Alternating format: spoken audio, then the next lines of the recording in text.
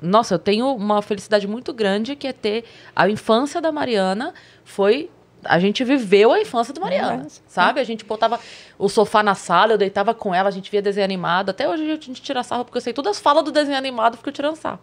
Mas pode ser uma vez na semana. Sim. Eu não tô falando pros pais todo dia. Mas não tenho tempo, Cris, todo dia. Tá bom, mas no sábado, você consegue botar um desenho e assistir com ele? 1 horinha do sábado? Será que dá pra você fazer a programação dele um pouco, sabe? Mas eu já falei com o pai no programa, isso saiu no programa e tudo. Pai trabalhando segunda a sexta, adoidado, não tenho tempo, mas esse fim de semana você fica com seu filho? Eu fico, sim. O que você faz? Eu vou no bar tomar cerveja com meus amigos, eu levo meu filho comigo, ele vem comigo. É programa de adulto, esse é aquilo que você está falando. Sim. Entendeu? Então, aí você está levando a criança para a tua programação. Exatamente. E não o contrário. Entendeu? E para a criança é muito importante que, assim, talvez a nossa formação nos dê essa visão que outros adultos não tenham com seus filhos. Mas como a gente sente a importância da presença do pai e da mãe na apresentação da Dança da Primavera? Muito. Sabe? Pequenas coisas. Mas é uma bobagem. Não é. A criança bate o olho e vê a mãe da Mariazinha, a mãe do Joãozinho, a mãe do Zequinha. E minha mãe não tá. Cara, aquilo acaba com a criança. Acaba. Porque ela ensaiou, ela se preparou. Por isso que a gente tem que ter muito cuidado, a gente tem que orientar os adultos para ter cuidado com essas coisas. Porque são pequenas coisas que parecem bobeira, mas não é. Marcam essa criança, entendeu? Aí vem o sentimento de abandono, a autoestima baixa, entendeu? Porque não elogiou, porque não me viu, né? Apresentar em cima do palco, então não soube elogiar, mas o pai da minha amiguinha falou. E tudo isso marca uma criança. Pode parecer bobeira para um adulto, mas não é. Não é. Para a formação e a evolução da criança. Sim. Qual pauta que a gente está? A gente estava falando sobre os pais, as apresentações de escola, que os pais não vão, e aí às vezes... Marcava mesmo. Exato. Meu pai nunca foi. Então marca isso. E aí eu ficava esperando, ele falava... E o erro, na verdade, é ele falar que ia. Isso deixava a gente frustrado. Meu pai não ia nas apresentações, mas era só ele falar que não ia.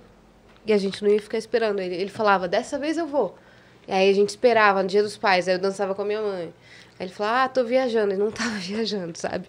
Então, isso marcou a gente bastante nessa questão. Depois, quando a gente cresceu, ele ficou mais presente nesse sentido. Mas é que ele achava que na escola a presença dele não faria tanta diferença. Minha mãe estaria lá, sei lá, minha tia estaria lá. E a gente não precisava da figura do pai lá. Claro. E sim, em outros lugares, ou na casa dos meus avós e tal. Mas daí ele não ia, só que a gente esperava. Mas se ele tivesse dito, papai vai trabalhar, não vou. A gente não teria criado expectativa. Claro. Né? Muitos pais criam essa expectativa na criança. Também, por exemplo, no seu aniversário eu vou te dar isso. Não promete pra criança, sabe? Não promete. Não promete nada. Fala, nem pro bem, nem pro mal. Tem outra coisa também. Nem pro bem, nem pro mal. Se você... O tal do cantinho da disciplina. Se você fez um acordo com a criança, que se ela fizer X coisa, não vou nem dar exemplo de coisa, mas... Se ela não fizer X coisa, se ela tal atitude dela, ela vai ficar 3 dias sem jogar videogame, esteja ciente que o seu coração vai desmontar. Exatamente. Mas você vai ter que deixar 3 dias sem videogame. Ou você prometa 3 horas. E aí você deixa 3 horas sem videogame. Mas se você falar 3 dias, cumpra. Por isso é que você não pode dar uma... Punição? Uma disciplina. Ia falar castigo, mas acho que castigo é muito forte. Uma disciplina. No momento que você está nervosa. Porque quando você está nervosa, você fala, sabe como você vai, não sei, Aí depois você morre de dor. Porque depois passa, se acalma. Então, se aquieta, aí a mãe abre a porta do quarto assim, vou fazer um lanche pra mim, você quer?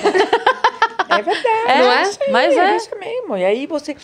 O problema é que os pais não entendem que eles perdem a autoridade, entendeu? Sim. Porque essa coisa que você estava falando do teu pai, você se sente frustrada, a tua confiança é frustrada, você é traída. De alguma maneira, você é traída. Sim. Prometeu tal coisa, não fez. E esse sentimento de traição, sentimento de abandono, sabe? São coisas que ficam marcadas no ser humano. É que o adulto tem essa maneira de olhar para a criança, como você falou no começo. É criança, não faz. Bobagem. Né? É bobagem, sabe? Não vai perceber. Sim. Percebe sim. Percebe Percebe e marca. Percebe e marca. Entendeu? E às vezes marca em lugares que demora para curar depois, né? Claro. Você fala, de repente, com adultos ou jovens que lembra daquela coisa que aconteceu lá atrás, entendeu? Que você achou que era uma bobagem. Todos os problemas, a maioria dos problemas que você trata hoje na terapia tem raiz lá na sua infância, na sua criação. Exatamente. Né? Você tem que ir lá atrás para ver e reestruturar tudo isso, né? Como que você lidava